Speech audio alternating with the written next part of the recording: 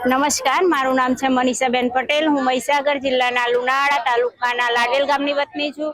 અમે 10 મારા મંડળનું નામ છે પવનપુત્ર મિશન મંગલમ। અમે 10 બહેનો મળી અને આ કામ કરીએ છીએ।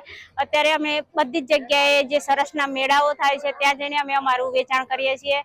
અને ત્યાં પહેલા અમને તાલુકા પંચાયતમાં જિલ્લામાંથી અમને 14,000 રૂપિયા મળ્યા હતા। એમાંથી થોડો સામાન લાયા, ત્યાર પછી અમને 1 લાખ રૂપિયા મળ્યા। એની અંદરથી અમે સામાન લાવી અને અમારી વસ્તુઓનું અમે જાતે જ વેચાણ બી કરીએ છીએ અને જાતે જ ઉત્પાદન કરીએ છીએ। અત્યારે મારી પાસે 100 થી 150 બહેનો છે જે સાબુનું કામ કરે છે, જે ઓર્ગેનિક સાબુઓ બનાવે છે। એનું વેચાણ અમે એક સાબુ ઉપર એ લોકોને 2 રૂપિયા અમે રોજગારી આપીએ છીએ।